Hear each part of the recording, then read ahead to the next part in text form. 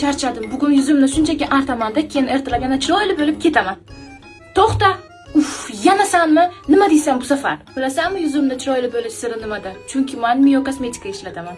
Hattoki charchab kelgan bo'lsang ham, kuching umuman qolmagan bo'lsa ham, kosmetikangni birinchi navbatda o'chirib, keyin uxlashing kerak. Birinchi bo'lib, mitsilar navbatidan boshlaymiz.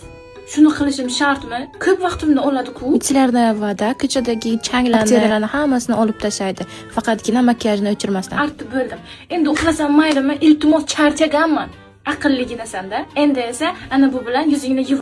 Bu nimaga kerak? Sovun bilan yuvsam bas. To'g'ri, sovun ham tozalaydi, lekin terini qaritib qo'yadi. Bo'ldi. Endi meni tinch qo'y. Ozgina maska ham qilib ko'ramiz. Juda yordam beradi yuzingga. Bitta qilib ko'r. Bilasanmi bu nima? Buncha bu chiroyli. Jilega o'xshaydi. Bu yuz terisiga qo'shimcha parvarish, namlantiradi, oziqlantiradi va oqartirib chiroyli qiladi. Yuzim shunaqa chiroyli bo'ldi. Iltimos, boshqa meni bezovta qilma, uxlashim kelibdi. Asan bilarmiding, Koreyada qizlar har 2 soatga yuzlariga toner sepib turishadi.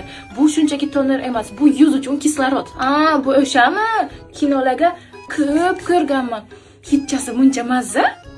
Mayli, boshqasini qiynamayman. Oxirgi etap bu yuz uchun namlantiradigan krem. Shuni ishlat, keyin uxlasang ham mayli. Qara, bu oxirgisi. Buncha qulay. Yuzim shunaqa mazza qildi, kosmetologga borishga ham hojat yo'q. Menga endi shularni berasanmi? Albatta senga beraman, chunki sen ishlatgandan keyin men ishlat olmayman-ku. Bularning hammasi gigiyenaga qarshi bo'ladi. Qo'lingdagini bermaysanmi? Bumi meni eng yaxshi ko'radigan kremim. Bunaqa zo'r narsalarni qayerdan topasan? O'zbekistondagi eng yirik kosmetika kompaniya bu. Shuni ham bilmasmiding?